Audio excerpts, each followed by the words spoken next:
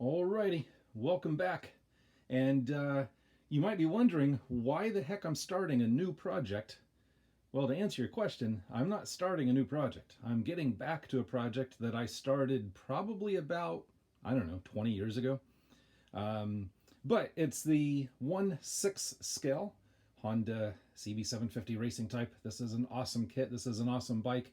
As I said, I started it a long time ago, way before I knew anything about YouTube, but now I'm ready to get back on it. So let me put the camera down and I'll explain why I stopped all those years ago and why I'm just now picking it back up again to finish it.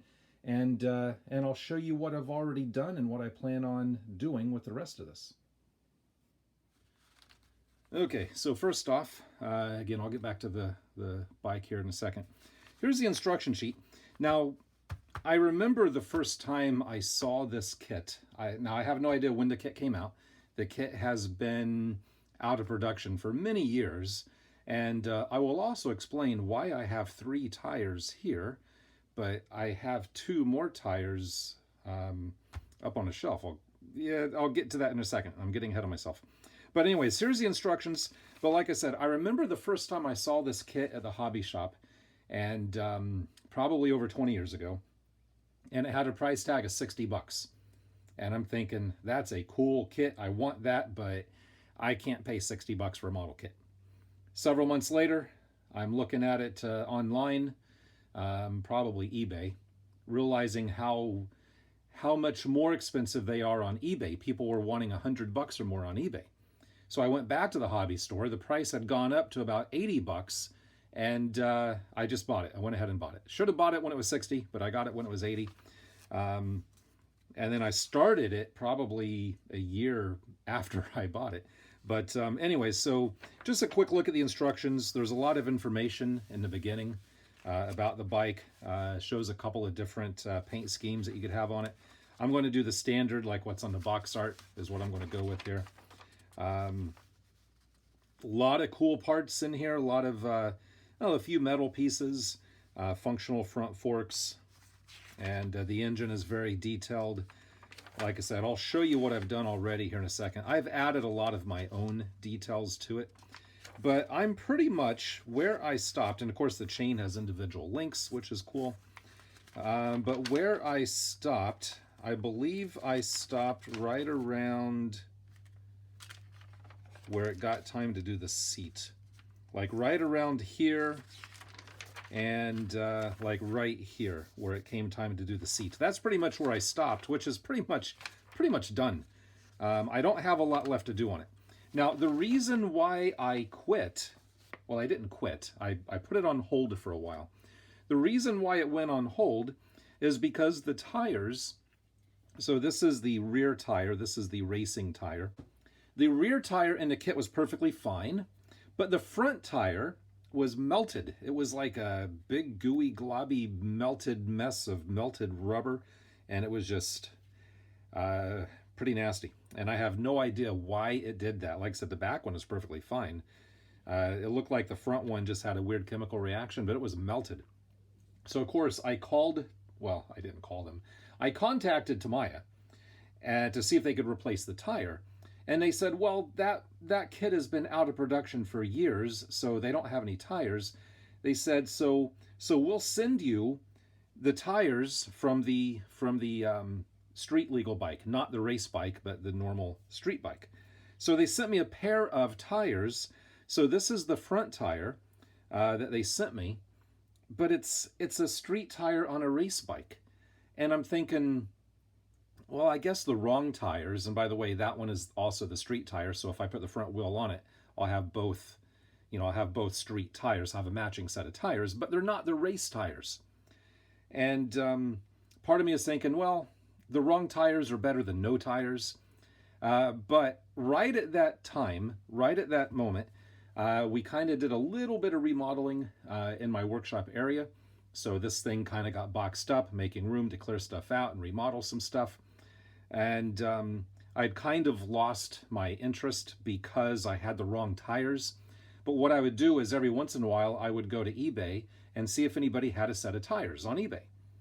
And somebody did, and they wanted 60 bucks for a set of tires. And I'm thinking, man, that's just too much money. I can't pay 60 bucks for a pair of tires. So I let that one go. Several years later, another pair finally came up, and I'm like, I can't, apparently these things are kind of rare. So it's like, I can't pass up another set. And again, they were like, well, it was an auction. I forget what it started off at. So I started bidding, and I was bidding, and somebody outbid me like last second. So I lost those. And then several years later, which brings us up to just recently, another set of tires came up on eBay, and I snagged them. I want to say maybe 60 bucks, 60 or 65 bucks. And this is actually how they came to me. Not only did I get the two correct tires, but I also got some more parts for the front forks, some more hardware, some more tubing, basically the whole set here. And I think I got this for, like I said, about 65 or 70 bucks. So more than just a couple of tires, but now I have the correct set of racing tires, which put me back in the mood to want to finish this because I now have the correct tires. So let me show you what I have done so far. And like I said, I've been adding a lot of my own detail to this. The first thing I did to modify it was in the back, I started drilling through, I don't know if you can pick that up with the lighting or not, but this tube here and here, well, that's just solid plastic. But when you look at, the picture of the bike, you've got this fairing here that just kind of sits about like that. So you can see the end of those tubes. And on the real bike, they're tubes. So I drilled in to make them look like tubes instead of just a solid piece. Moving up to the front. On the front here, it had molded in plastic hardware like bolt heads and stuff. I shaved all those off and I put actual hardware in its place just to make that look a little bit more realistic. The clutch here, I actually connected that to a cable. I don't know how well you can see that point right there. I connected it to a cable. That cable runs through this tubing, and that cable comes out right there at that lever. And inside the engine, I have a spring-loaded return. So if you pull the clutch, it actually pulls that lever and the spring pulls it back. I don't want to try it now just because I'm thinking the age of this plastic, I don't want to risk breaking it. Hopefully you can kind of see that it theoretically should work. But again, I don't want to risk breaking the plastic. So I'm not going to pull on it too hard. Actually, it's kind of moving kind of easily. Let me see what the cable end here does. We'll see if that pulls that. Well, I think it might be a little bit. It's really kind of hard to tell. There it goes. So I can push it that way. The spring pulls it back. I think it's just a little bit stuck. That spring is a little bit heavier than I wanted. See if that handle will do it now. Yeah, I don't want to risk breaking the handle, so I'm not going to pull on that hard enough to move the spring. This is something I didn't think about when I started building this. The more things you put on here that you can play with, the more people are going to play with it, which is more things that can break. But I don't think that point is strong enough to pull that. It used to be 20 years ago. But again, I got mixed feelings about making things playable on a display model. On the front brake, I put a spring in there to pull that back. That's not actually doing anything brake-wise. It's just spring-loaded to go back. On the throttle, you twist the throttle grip and it spring-loads back. Again, there's no actual cable in there. It's just a spring to pull the throttle back, and that's about all you get on there. I tried to texture the throttle grips or the hand grips a little bit. Didn't come out as nice as I was hoping, but I wanted them to look used. I wanted them to look textured and used. So they're not too bad. But yeah, there's no cable actually going down to the carburetors, but that is spring-loaded to return. What else? On the engine, I made hose clamps for the boots for the carburetors. And those are actually made out of soldering lead. I just smashed it flat between some parallel jaw pliers like this, smashed it flat to make some thin strips, and then crafted some hose clamps out of that. Also, this line, or this tubing coming up here, didn't want to lay in position right. It kept wanting to fall down in the wrong place. So I made a tiny little zip tie. I'm going to go ahead and say that that is the world's smallest zip tie. If you've made one smaller, feel free and put it in the comments. Now it doesn't really function. There's no locking feature, so it's not really a zip tie. It's more like a zipless zip tie. But I can pull that and make it tighter. I'll probably just put a little piece of, I'll probably just put a little drop of thin CA in there to lock it in. The reason why I didn't do that yet is because I didn't know if that was realistic to the real bike. I didn't know if that was how they would do it on a real bike. I just did it to hold that up out of the way, and I thought, you know, if this was a real bike that I owned, well, that's what I would do if I had that problem. So I went online, and I'm looking at images online of the real bike, which there's not a lot that I could find. And guess what? People hold that in place just like I did. I've seen them use rubber bands. I've seen them use zip ties. I've seen them use tape. So that is actually somewhat realistic to do that. So I will lock that in place with just a little bit of CA. When you look at the pedals, this pedal back here, all of this mechanism on the kit wasn't really supposed to work. But if you press this pedal, it moves the bell crank there. Hopefully this is in focus good enough you can see it. And that transfers over to this side, and that goes to the shifter. So apparently on this bike, the brake, the rear brake and the shifting are reversed, but you can see the shift here. The brake pedal here, I actually added a cable into there, so when you press on the brake pedal, it pulls that cable. That cable goes through the tubing all the way back to here, to the brake mechanism back here. And again, that is all, the original kit parts was all just molded in plastic. I cut it all apart. I made everything hinge and pivot and move. I put a return spring inside of the wheel so that if you pull the cable, the return spring pulls it back. So all of that is movable, which again is more stuff to break. So I think it's cool, and I'm proud of the way I did that, but yet, like I said, it's more stuff to break. The chain tensioners, the plastic kit, that was all molded in. I cut off all the molded in details and I made my own out of sheet brass and some hardware. So those are actually functional to some degree, which I'm going to have to pull that apart to replace that tire. And honestly, right now, I don't think I remember how it comes apart. Shouldn't be that bad. Couple of nuts and it should come off, I think. But that is pretty much, oh, and I think I modified there to put some hardware here.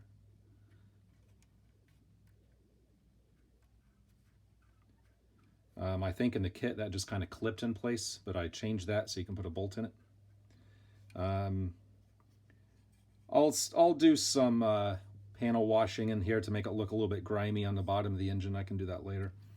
But there's what I've done so far. And of course you can see the chain has the individual links in it. It would be nice if I could find an actual metal chain. I might have something, but I think it's too big. I'll have to look into that. If we take a look at the body panels, so I've painted this probably about 18 years ago. It should be dry to the touch right now. Yeah, it feels okay. It's been curing for a really long time, and I don't want to drop that. This is actually I found out this is actually fairly fragile. The first time I bonded it, because it's in two halves, right down this, get that in camera here. This is in two halves. The seam is right in the middle. And the first time I bonded it together and started priming it, it just broke apart. So on the inside, I added some plastic shim stock in here, or some plastic material. And I think I even put a brass rod or two in there, maybe. Right there. I put a brass rod across here to support it, because that junction right there was fairly fragile, especially when you get a lot of leverage back here. So trying to handle this carefully. I really like that orange color. That's like one of my favorite colors for a vehicle. And that actually, again, me painting this with an airbrush 18 years ago, I'm very pleased with how that came out. I'm really liking the way that looks. So there's that piece. Of course, we have the fuel tank. Again, same color. We have the front fender, and then we have the back panel here. Now, when I boxed all this up to put it away, like I said, I was beginning to do the seat, and I was starting to wrap the seat in, well, I didn't have leather. It's like a fake leather stuff that I started wrapping it in.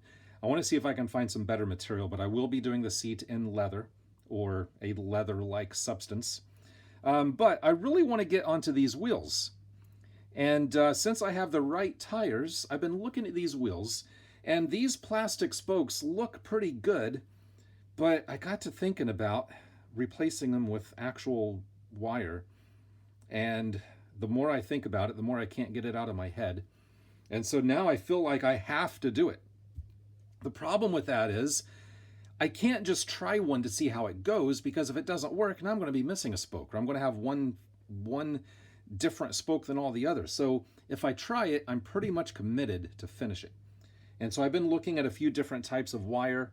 I've got music wire that's kind of hard to bend and work with at that length. I've got stainless steel safety wire, but this bends and kinks a little bit too easy. Plus, it'd be hard to form a head on it for the center hub there. So I went to Hobby Lobby, and I found these. These are, and my luck, everything was 50% off. Well, in this department, it was all 50% off. But these are brass wire. They're plated with something. I don't know. Well, it's not nickel plated because it says nickel free. And they're not silver plated because they had another pack that said silver plated. But those were a little bit shinier than what I thought would look right. So I'm not sure what they're plated with. But these have, I took one out of the bag earlier. These have a nice round head on it. That's pretty much, it's a little bit big, but that would give me that head here that goes into that center hub. And they're long enough that I can put it in and trim off the excess. They're the exact same diameter, like exact diameter. I mean, talk about lucky. So what I'm going to have to do is bend the head around and drill those holes out. And I think I'll do 1 or 2 spokes at a time. So I'll cut one spoke out, clean it up, drill the hole, and then install one of these. Now for this end here, that end right there, the simulated, what are they called? The tie nut, or the spoke nut, whatever those are called. I found a container of these. They're little beads, and see what those look like. That's what they look like. And that wire, it's the perfect diameter for that wire to go through. And that is long enough so that I can drill the hole through the wheel and stick that in there, and I'll have enough to glue into the wheel and enough to glue onto the spoke and replicate that. Then on the inside, I'll bend the excess over to like a little 90-degree to kind of lock it in. So I think this will work. It's going to be very time-consuming and tedious, but I can't get it out of my head to not do it. At this point, if I were to just say, no, these look good enough, which they do, these look perfectly fine, but I would just feel wrong not replacing them because I got the thought in my head, so now I have to do it. And I don't want to do it. It's going to be a pain in the butt is what it's going to be. It's going to be time consuming. It's going to be more time than I want to spend on it. I was thinking I was going to come here, replace the tires, put the tires on, paint the body, put the body on, finish the seat, and be done with it. Now I'm going to spend the next several months, hopefully not that long, making all new spokes. But again, I can't not do it at this point. So that's the plan. Speaking of the body and the decals, these are the decals from the kit. You can see I cut one out already, and these are old. I really don't think these are going to look nice at all. So what I'm going to do is I'm going to mask everything off and airbrush it. So I'll first mask it off for the white, airbrush the white, then I'll mask it off for the black and do the black. Not really looking forward to that either, but it's got to get done. It's just one of those things that that I'm going to have to do. So I mean, it shouldn't be too bad as long as I do it right. Yeah, I don't know. We'll see how that goes. But this thing has been sitting and waiting for almost 20 years. So I need to get back on it and I need to do it. Now, I will be alternating between this and other projects. For example, the next video will more than likely be back on the Jaguar. Then the next video will probably be back on the quarter scale speeder bike. And then back to this, or maybe back to another project. I don't know. I get bored doing one project from start to finish. I have to bounce around. I apologize if that bothers some of you. You know, I know a lot of people like to see a project start to finish. I can't work like that. I get bored. So yeah, I'm going to start. I'm still not exactly 100% positive exactly how to go about doing the spokes. So I'm going to start that off camera. I'll probably get 2 or 3 done just to kind of get the feel for it. Then I'll come back on and show you those. But I think for this video, actually, I'm going to end this video here. I think this video is probably perfectly long enough, if not way too long, just to kind of introduce the project and show you what I've done so far. And if you are in the process of building this bike or going to build this bike and you like some of the things that I've done detail-wise, feel free to copy it. I mean, that's one reason why I do YouTube. I watch YouTube videos to get ideas and inspiration from other people, so that's why I present what I do, to hopefully give ideas or inspire other people to do the same thing. So yeah, feel free to copy anything you like, ignore what you don't like, and as always, until next time, thanks for watching.